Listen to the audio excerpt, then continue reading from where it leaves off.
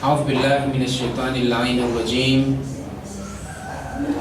بسم الله الرحمن الرحيم. إن الحمد لله نحمده ونستعينه ونستغفره ونتوب إليه ونعوذ بالله من شرور أنفسنا ومن سيئات أعمالنا. من يهده الله فلا مضل له ومن يضلل فلن يجد هاديا يرشده. ثم الصلاة والسلام على البشير النذير سيدنا ومولانا وطبيب نفوسنا وشفيع ذنوبنا الذي سمي في السماء بأحمد وفي الأرض بأبي القاسم المصطفى محمد. اللهم صل على محمد وآل محمد وعلى آل بيته الطيبين الطاهرين المعصومين. اللهم صل على محمد وآل محمد. قال الله تبارك وتعالى في قرآنه الكريم بعد أعوذ بالله من الشيطان اللعين الرجيم. بسم الله الرحمن الرحيم. لا يكلف الله نفسا إلا وسعها لها ما كسبت وعليها ما اكتسبت. صدق الله العلي العظيم. اللهم صل على محمد وآل محمد. وقال يا أيها الذين آمنوا اتقوا الله حق تقاته ولا تموتن إلا وأنتم مسلمون. آمنا بالله. صدق الله العلي العظيم. اللهم صل على محمد وآل محمد. أما بعد، أيها الإخوة والأخوات السادة والسيدات الكرام، أوصيكم ونفسي بتقوى الله. فاتقوا الله يرحمكم الله. Amin'izao andro lehibe izao, amin'izao hasaramanitry ny fiatomboan'ny volana Dhulqa'da izao, ato anatin'ny andro lehiben'ireo andro rehetra, fotoana zay natokana ivorian'ireo mpino hamelana izy ireo ny asany hiaraka hiazakazaka irodo amin'ny toerana zay hahatsiarovana ny Allah subhanahu wa ta'ala, hiderana ny Allah subhanahu wa ta'ala, hanompoana ny Allah subhanahu wa ta'ala. Dia ny andro zoma ny ato anatin'ny voalohan'ny volana Dhulqa'da, hasaramanitra. Mampahatsiaro ny tenako ary mananatra ny tenako alohan'ny andefasako ny fampahatsiahivana ho antsika tsirairay avy. Zay pino ny Allah subhanahu wa ta'ala ny hisalorantsika lalandava ny taqwa Allah, ny hisalorantsika lalandava ny fitandremana ny didin'ny Allah subhanahu wa ta'ala, ny hiravahantsika lalandava taqwa Allah, ny hiarahantsika lalandava amin'ny taqwa Allah, ny hiankinatsika sy hanankinatsika ny fiainatsika ray manontolo miaraka amin'ny taqwa Allah. Raha misalotra ny taqwa Allah isika, fitandremana ny didiny Allah subhanahu wa ta'ala, manatanteraka antsakany sy andavan'ireo adidy, miala lavitra ireo zavatra zay voarara, dia ho tantaniny Allah subhanahu wa ta'ala ny amin'ny fiainatsika, ary tsy hatiantoka isika. Ny olona zay tsy misalotra ny taqwa Allah dia hatiantoka ary hanenina. Izany indrindra no resaka atsika tiako resahana androany. Toy ny famelabelarana ary androany aho miverina misaoty any alohany noho ny hoe fandalovan'ny tsingeritaona hasaramanitra nahaterahan'ny Fatima Masuma alayha assalam, razakana Allahu ziyarataha wa shafaataha. Zay fandalovan'ny hasaramanitra tsingeritaona nahaterahany zay, dia miverina misaoty aho, milaza amin'ny endrika fohy tsotra ny toerana zay misy azy, ary ny anjarany zany toerana zany ny tamin'ny vaninandro zay, ny vaninandro zay misy antsika zao, ary ny mahalehibe amin'izany mifanaraka amin'ny andraikitra zay misy amin'ny tsirairay. andininy izay novakitsika teo efa novelabelarintsika ary tamin'ny enimbolana lasa tany no niresantsika azy efa tapidratsika fa santionany no iresahako azy amintsika androany. Andininy izay mazava tsotra, la yukallifu llahu nafsan illa wusaha, hoe izy Zagnahary tsy hametraka didy na andraikitra amin'ny tena na amin'ny vatatena na fanahy afa-tsy izay vita.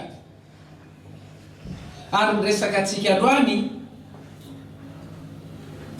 ny fahitako azy, ny fandraisako azy, resaka zay mila averina, indroa, intelo, enoina, tadidina, fakafakaina ary andraisana fepetra. Ny fehiny tsotra, ny andraisana azy sy ametrahana azy amin'ny endrika zay ho mahafitezana sy fibeazana, ametrahantsika ny amin'ny endrika hoe tsy mody tsika nanantona ny fotoam-bavaka salatul juma afa-tsy hoe efa nisy fiovany ny takwa zay niaraka amintsika iarahantsika. Hametrahana azy amin'izay anjara toerana zay mila averina indroa, intelo ary andraisana fepetra. Raha vezina teny fohy ary tsotra toy izao ary ny fehiny dia aveo-tsika miditra ao anatin'ny karazana famelabelarana dia ataontsika fampiarana any amin'ilay resaka mahakasika ny ifandraisany amin'ny Fatima Masoma zay kalazaintsika tsingeritaona nahaterahany. Raha dika amin'ny teny tsotra mahitsy dia zao ianao tsika rehetra ety an-tany dia mandalo ho faty zany tsika, ary rehefa nipetraka tsika nandritra ny ray andro, roa andro, telo taona, efatra taona, 50 taona, 100 taona nandritra ny hafirina izay nipetrarantsika teto dia nipetraka teto tsika miaraka amin'ny mahatsika antsika, nitsika tsirairay avy tsisy hafa miala fa ianao mipetraka amin'ny mahanao anao tety an-tany, zaho sahala amin'izay tsika rehetra tahaka izany ihany koa. Zany hoe teto tsika nisy fahalalana sy ny fanapahan-kevitra fisainana nananatsika, nisy asa nivoaka avy amintsika, nisy arena kely zay nampiasaitsika tamin'ny tenatsika na ireo malalatsika fianakaviana sy ny olona zay nampiasantsika n'izany. Ireo rehetra na fahalalana na fahefana na ny fisiatsika sy ireo rehetra zay miaraka amintsika zany miverina amintsika, izany rehetra zany dia nisy akony ary nandray anjara tamin'ny fiainana tetỳ an-tany fombolanao teto, ary indraindray ianao lasa izay zavatra zay manohy ny asanao. Mpaminany milaza azy ho an'ny mpino dia izy nresantsika tamin'ny lasa iny. Zay ve fandraisantsika tamin'ny lasa? Makasika iny hoe asa soa zay ataontsika ny tsirairay dia samy mandray anjara, fa izany na ara moraly zany na ara fizika ety ivelany na zanaka tsara zay nateraka dia samy manohy ny hatsarana zay azotsika zany rehefa tonga ny fotoana fitsarana, manohy ny hatsarana ho antsika aorian'ny fahafatesantsika. Zay ny fandraisan'ny resaka. Iny resaka iny zany rehefa petaka amin'ny resaka androany dia zao le teo averiko amin'ny endrika hafa mahitsihitsy kokoa. Ny tianao na tsy tianao, ianao zany sy ny fisinao io dia mipetraka ary miandrona ao anatin'ny ray amin'ny vondrona roa. Vondron'Andriamanitra sy ireo olon-tiny malalany mpitiany fahamarinana, ny rariny mpanavotra zanak'olombelo mba napareka ny hatsarana, any vondrona anankiray na vondron'ny Satana zay mitiany itsindry azo lena, mitiany fitiavatena, manao ny tsirariny Satana sy ny firongony. Zay le vondrona faharoa. Fehiny amin'izay, tianao tsy tianao, zao ianao tsika rehetra ny fisiatsika zany dia tsy maintsy ray amin'ireo vondronareo no isiany, ary ny fananatsika, ny fahalalantsika, ny ezakatsika, ny tenatsika ray manontolo dia tsy maintsy tohana ho an'ny ray amin'ireo vondronareo, na ny vondron'ny Satana na ny vondron'Andriamanitra. Zay ka ny fangalovantsika ety an-tany zany, izay zavatra zay ho tsaraina amintsika, ary ny mpino raha araka ny voalazan'ny mpaminany iny dia ao anatin'ny hatsarana mitia tsara ho an'ireo taranaka faramandimby ary mampitombo an'izany. Ireo soavita zany venambola hoe tsika ireo soavita zany de toy ny ary versaina aminao zay na efa niampasana aza ny olona zay nanatanteraka azy noho ny hoe mbola azahoan'ny zanak'olombelona ary zanak'olombelona fotsiny ihany raha araka ny voalazandreo ay sasany na vorona na biby no makatombontsoa amin'ny hatsarana zay nataon'ny zanak'olombelona teto na fambolena zany na zavatra hafa de maninona dia azahoan'ny fahasoavana zany aorian'ny fahafatesana koa mandray sanjara atsika. Zay feiny resaka atsika androany sady ohatrany hoe efa nalavaitsika nazavaitsika amin'ny endrika lava amin'ny endrika fanazavana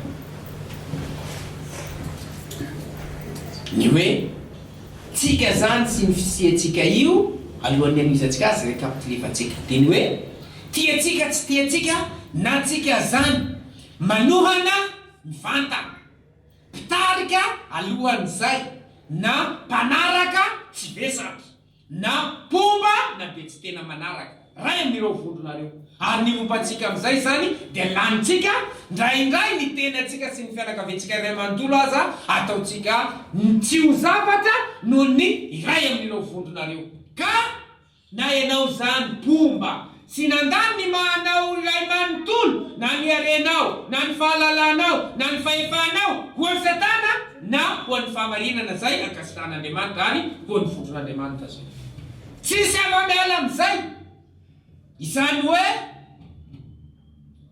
raha tsy mitandriny ianao raha tsy mahita raha manao asa tsy ampieritrretana tsara tsy ampisainana tsara zara fananao fotsiny de mety manohitra ny vondrona zay misy anao ankolaka ary ndraindray mivantana nefany ianao no nanao azy ay zary mametrahananao am'izay raha ny arenao ray manontolo ny mombanao ray manontolo ny fahalalanao sy ny fahefanao ny taranaka faramandi ianao ray manontolo no laninao any izy fa tsy anao azafady laniny any amin'ny vondrona zay tsy mifanaraka amin'ny fahitany raha resako izy tsy mifanaraka amin'le izy zay resako ianao azeverinao mitifotranao sasa azafady ianao no mahamety azy satria ianao no manana principe ianao no manana finoana ianao no manana idéologie ianao no manana ny mahanao anao mifanaraka amin'ny vondron'Andriamanitra sy ny fahamarinana ka raha asa tsy voahevitra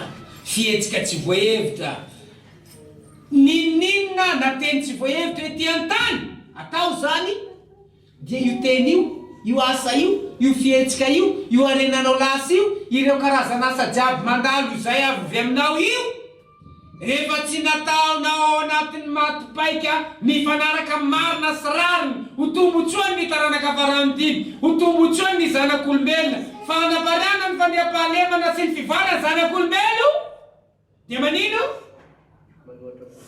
lasa manohitra an'izay zany ianao na ankolaka na mivantana karaha nanao an'izay mivantana de loza ho aniza loza ho an'ny teninantsika ihany zany raha nanao an'izany tsy mivantana fa ankolaka dia naninona sakana ho antsika amin'ny tenatsika ihany zany rehefa orian'izay mety hazava le tenin'Andriamanitra ao anatin'ny sorateny al-Asr zagnahary milaza hoalina asr o zaho mifanta amin'ny fotoana innal insana lafi khusr tena marina ny zanak'olombelona marikantoka tamin'ny lasa resaka natsarovana nina maritiorany Imam Sadiq ny resaka ao amin'ny famelabelarana zay niarako amin'ny mpianatra amin'ny université Al Mustafa hoe matiatoka atsika silamo manana ny Imam Sadiq alayhi salam nefa tsy tena ny raisitsika tsy tena ny goka sy ny lomano anatin'izany tombotsoa lehibe zany ary nazavaiko ary mbola azavaiko satria so de veron'olo islam no matiantoka ny tsy silamo zany tsy matiantoka matiantoka mihoatran'izay ny tsy silamo na diaza miezaka manakona sy mandray ny tombotsoa avy amin'ny ranomasindalina fahasoavana feno zay voizina zany avy amin'ny fanapariana zay nataon'ny Imam Sadiq alayhi salam fa ny mampatiantoka ny silamo eto de hoe izy efa mitazona mandray de mbola taraidraika tsy mametraka azy amin'ny toerany mba hahazo an'izay tombontsoa zay. Ahoana moa ny fatiantoka aneo anatin'izay? Zay ny fandraisany amin'ny resaka antsika eto, ary zay nampahatraivako an'ilay teny fa tsy ny teny iny tiako tantarena amintsika. Zany hoe tsika reto amin'ilay teny masin'Andriamanitra hoe matiantoka ny zanak'olombelo illa alladhina amanu, teny io rehefa nisy fifantana lazay tsika teto fa maninona zay Andriamanitra Allah jalla jalaluhu mifanta. Izy ny baiko azy, izy no afaka nera azy hoe mifantanao raha zainao tsy marina.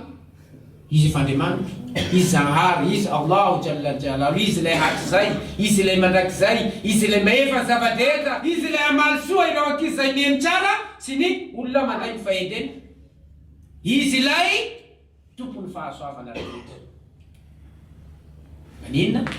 Mifanta izy mba hahatonga antsika taika, hahatonga antsika hanaiky, hahatonga antsika presilatra bebe kokoa. Efa mifanta izy hoe nareo matiantoka. Ahoana moa tsy ilazantsika fa hoe matiantoka antsika ny amin'ny harena zay nankonitsika? Ezaka zay nataonao aty zay nanaovanao ny tenanao tsy ho zavatra. Ka iny zavatra iny rehefa nanao asa tsy tena mifanaraka amin'ny voalamina sy eritreritranao, de lasa nanome hery ny fahavalonao, ary ny fahavalonao zany nanakananao amin'ny endrika rehetra. Zay tsapanao fa mamily fetsiny problème. Ka iny problème iny ianao zany no antoka ao badika eo, ianao zany no nahatonga azy. Ka matiantoka sa tsy matiantoka? Ianao no tokony andeha amin'ny lalalehanao, de ianao nanao antony nahatapaka le teteza, de tonga am'izay anao mijana tsy afaka miampita satria tapaka le teteza. Ka hoana tsy ampatiantoka anao am'izany? Subhana. Ka ny fatiantoka ny zanak'olombelo, Allahu akbar. Fotoana antsika fa may lasa ifindra hiampita avy amin'ny alalan'izay aho ifindra anatin'ilay teny izay mifanaraka amin'ny vaninandro misy antsika zao, ary mifanaraka amin'ny androandroany amin'ny mahawilada ny Fatuma Masuma azy. Misy teny voaray avy amin'ireo imamontsika reo alohan'izay azy. Misy hadith voaray avy amin'ny Imam Sadiq alayhi salam. Allahumma salli ala Muhammad wa ali Muhammad. Farajo milaza ny mahakasika ny tanàna zay misy ny Fatuma Masuma. Ary ny filazany hadithi ny toerana misy ny Fatuma Masuma. Aiza misy ny Fatuma Masuma zay tsika rehefa manao ziara? Aiza? Fatuma Masuma Akomo. Akomo. Tsika zany rehefa manao ziara somary mirirana kely miala mikibla mitodika iny milan'iny hoe direction iny kanirany any Akomo, any Mashhad zany. Any Iran misy toerana masina roa. Zay ny farafahakeliny mazava amin'ny fampianarana fonana salama. Misy toerana misy any mpaminany zay fatalohany mpaminany farany reny misy milevina any Iran. Fa ny anankiray Mashhad zay misy any Imam Ridha alayhi alafu tahiyati wa thana. Ary ingalintsika jiaby samy omeny Allah subhanahu wa ta'ala chance andehanao ziara ny Mashhad. Ary ny anankiray faharoany Qom zay misy any anabaviny Fatuma Masuma. Ka Fatuma Masuma ndresako eto zany androany da de hoe izy roa reo inshallah tsika samy omeny Zanahary taofik hanao ziaran'ny Imam Ridha ny Mashhad na hanao ziaran'ny Fatuma Masuma aiza de subhana. Ny fandraisan'ireo olomasina reo ny amin'ny toerana Qom ty zany ny tiako resana satria androany miladaniza Fatuma Masuma zay ny fahasan'ny mahery fony am'izao fotoana misy antsika zao ao Qom. Qom io toerana manatantara tena marina raha tamin'ny hatramin'ny tamin'ny vaninandrony Imam Bakiri misy tantara, Imam Sadiq misy tantara, Imam Ridha, Imam Jawad sy amin'ny vaninandrony Khaybar. Ary hadith zay safidiko resahana amintsika eto hadisy zay voaray avy amin'ny Imam Sadiq alayhi salam. Da ihany zany nisy olona zay mety mahemitsika any amin'ny boky tantara reny Ahlur Ray. Ahlur Ray io rehefa tenenina anaran'ny tanàna zay akaiky koa io toerana io fa izy zao koa am'izao fanamby misy antsika zao de hoe Ahlur Ray. De nisy olona zany mpanaradian'i Imam Sadiq alayhi salam tamin'ny vanandro reo avy any amin'ny toerana zay antsoina Ray. De tonga reo tamin'ny toerana nisy Imam Sadiq de niteny reo qalu nahnu min Ahlur Ray. Rehefa niditra reo tamin'ny Imam Sadiq fampiarahaba de reo zany namaly avy eo niteny reo avy eo hoe zahay avy any Ray. Ray zany toerana zay anaran'ny toerana misy anao io. Inona marany Imam Sadiq fa qala namaly azy reo Imam Sadiq marhaban bi ikhwanina. De namaly Imam Sadiq manao hoe marhaban bi ikhwanina min ahlikum. Imam Sadiq teny hoe tonga soa rahalanay avy any kum. Fakalo namaly izy reo hoe nahnu min ahli Ray. Hoe zahay avy any Ray satria kum zany mbola tsy malaza ny amin'ny anaran'ny tanàna io tamin'ny reo zany namaly hoe zahay avy any Ray. Fa aada al-kalam naveriny Imam Sadiq marhaban bi ikhwanina min ahlikum. Qalu nahnu min ahli Ray. Heveriny reo zany hoe sady tsy hen'ny Imam tsara na mifangaro aminy fa ataony hoe toerana Ray zany. De reo mamerina de Imamo mamerina ny anazy koa samy mitazona ny anazy zany. De rehefa miverimerina zay zavatra zay dhalika miraran ajabahum bimithli ma ajaba bihi awalan faqala. Avy eo zany rehefa miverimerina zay zavatra zay teny amindreo Imam tovy miteniteny hoe marhaban bi ikhwanina min ahlikum. Enganetsika reto satria fotoana io fohy de ty zany tena résumé. Enganetsika reto omeny Allah subhanahu wa ta'ala tawfiq anao ziarany fatomama somary andalo fotoana mipetraka nandray andro nandroandro aiza akom fa tena marina akom raraka nireo ay hafa milazaza de kom zany oshu ali Muhammad. Hoe dikany oshu zany Allahumma salli ala Muhammad. Dikany oshu zany ohatrany hoe tranomborona vorona zany efa manamboatra trano izy zany efa nandehandeha de nahazo place hitany fa place mahatranquille azy zany iny ary mahatony azy fa hoe mety ho voaro izy rehefa manao trano eo de zay ny anavoara trano. Fa tsy hoe rehefa mandeha avy any fotsiny vorona de tonga hoe eto zany amboatra trano dre voro zany. Dareo nahita voro tonga de nanao trano vorona de tonga de amin'ny arabe de marandray olo mandalo tonga de misy voro mipetaka magnatody. Izy tsy maintsy mijery mitady ka fiteneniny no manapaiza azy ilazan'ny Imam hoe kum oshu ali Muhammad wa ma'wa shi'atihim. Dikana oshu zany hoe karazana tranomborona reny zay trano zany no manana fialokalofana zay azo iverina fa hoe eo zany no azo ny fialokalofana.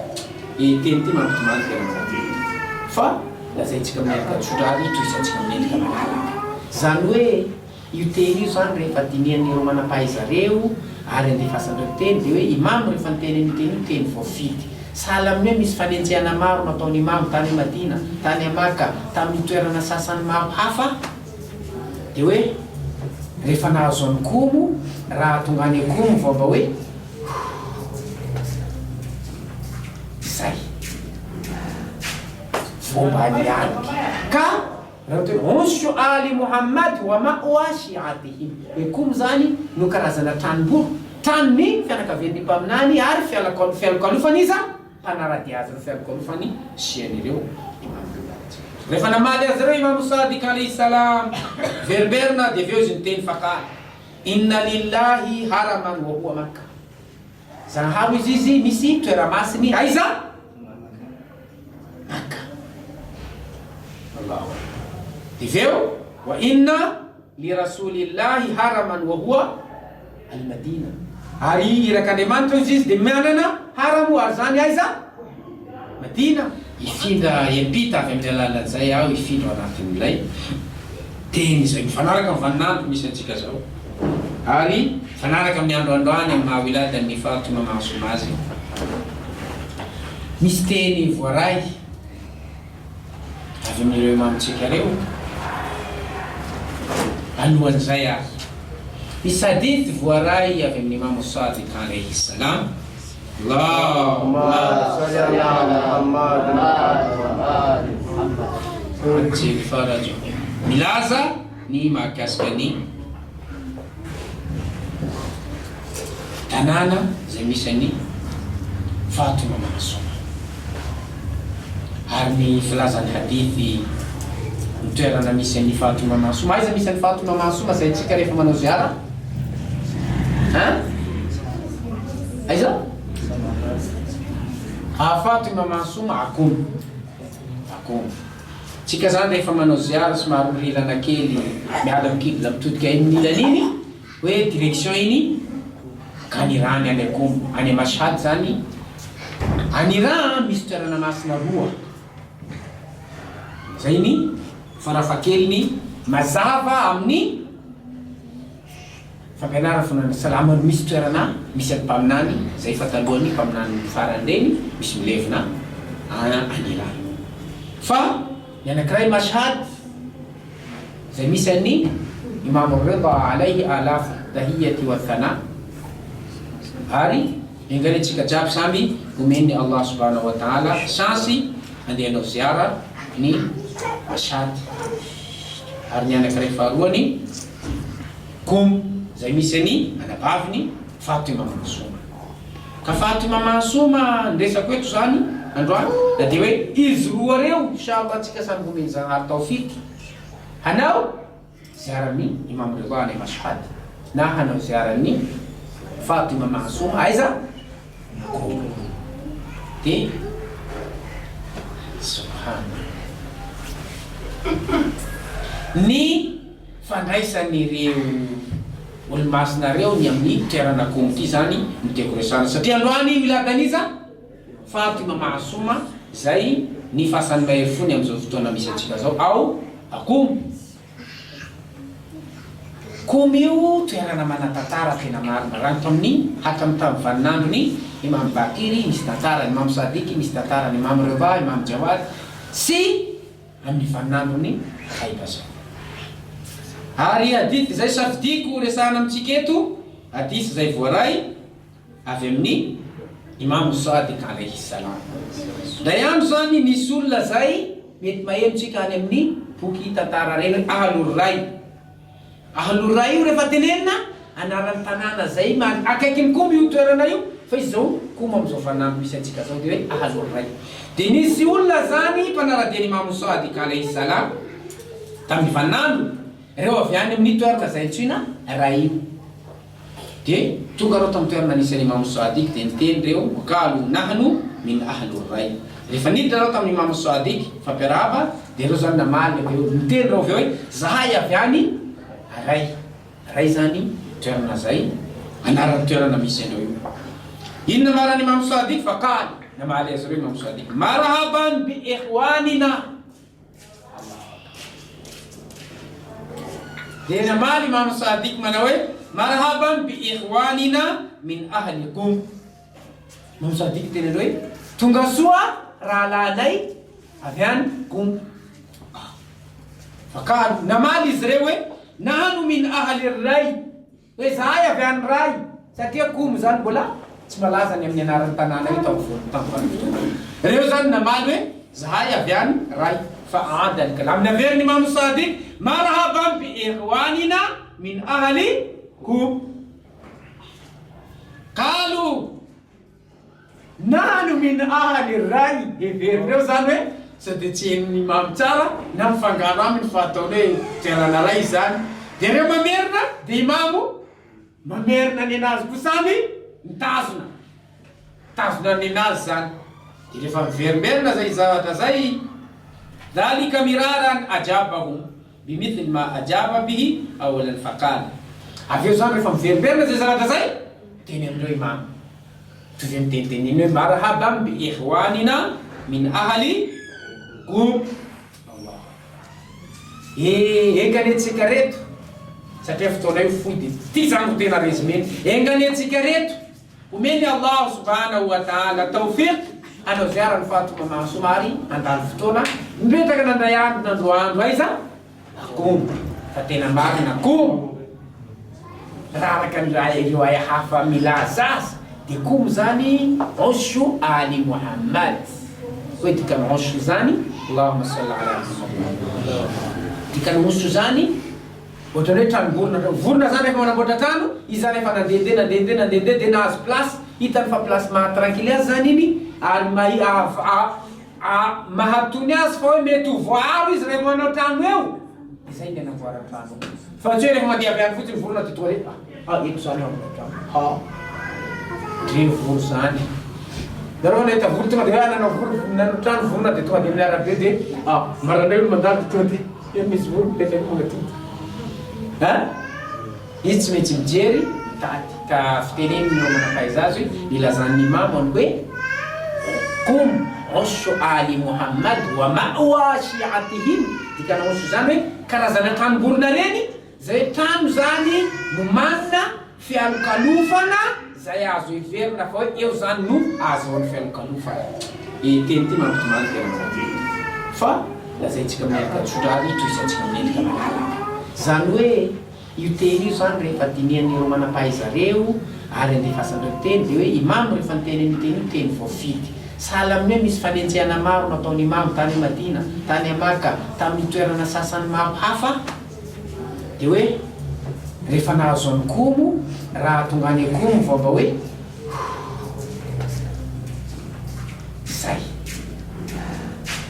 fomba niany ka oshu ali Muhammad wa ma'wa shi'atihim komo zany no karazana tranoboro tranony fianakavian'ny mpaminany ary fialokalofany iza mpanarady azy no fialokalofany sian'ireo rehefa namaly azy reo Imam Sadiq alayhi salam verberna de aveo izy niteny fakala inna lillahi haraman wa huwa Makka zanaharo izy misy toeramasiny aiza Makka Allahu de aveo wa inna li rasulillahi haraman wa huwa al-Madina ary zaho izy manana haram koa zahay Andriamanitra misy mpaminany misy mamali misy zaho izy atavela manana anay koa zay iza haraminay komo ka zay teny zay sy le hoe oshu ali Muhammadi mifanakaiky ary tena mifamaly tanteraka amin'ny riwaya hafa Imam Sadiq miteny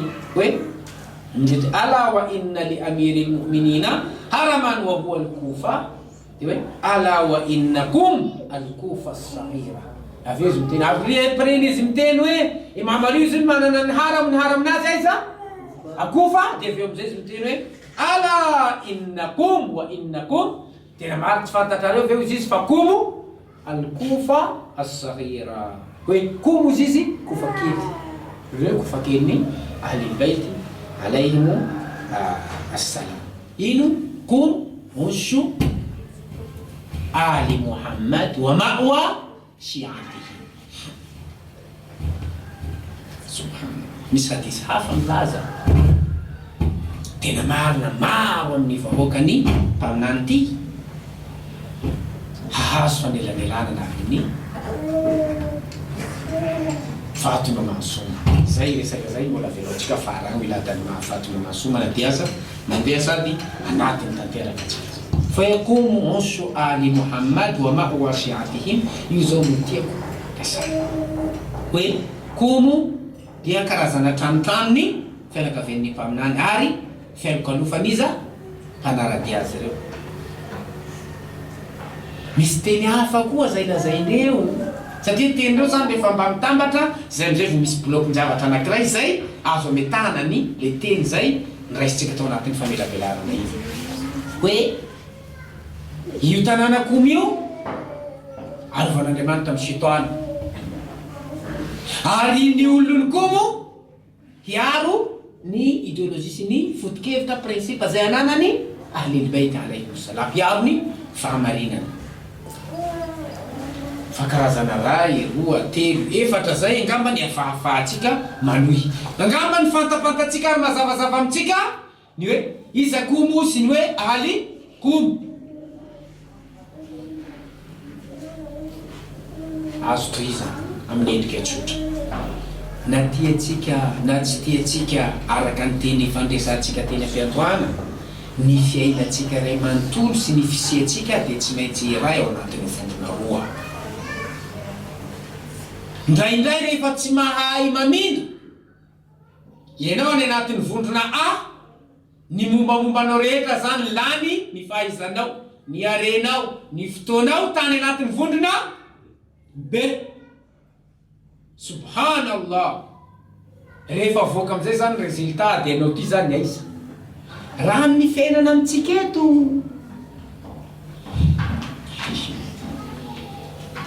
amin'ny fitsarana ambony tany eto sahala amin'le mora zany ny milaza fa hoe ianao ndraika nanoratra ny anaranao sady milaza tamin'ny tenanao no tamin'ny hafa hoe zao vondrona A.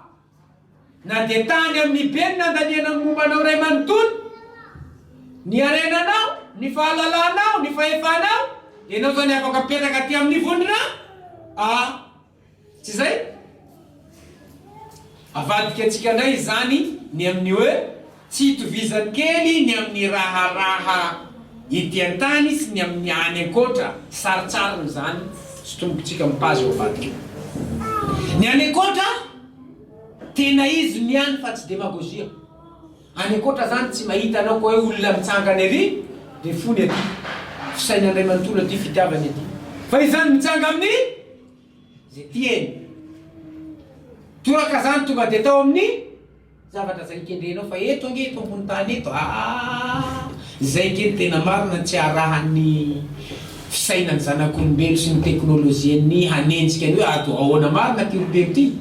Robot manko mety tsy azo fitahana zany izy mody andianala kely nefa ny eritreritra ny aiza any itosy any. Robot tsy mahay zay eritreritra raha itosy izy magnano itosy any fa ity olombelo ty nanamboaran'Andriamanitra azy. Ianao mahita azy ohatran'izao io, ianao mahita azy mipetraka izy io mipetraka,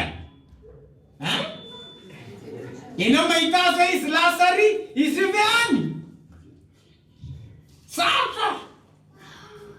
Teknôlôjia mbola lavitra mbola ela be zay vao atratra am'izany ka ny ety an-tany zany misy zay hoe izy lasa any amin'ny groupe A, ny momba azy ray manontolo any amin'ny groupe B sy ny sisa, ary ny fitiava, ny arena, ny ray manontolo ny any amin'ny groupe B.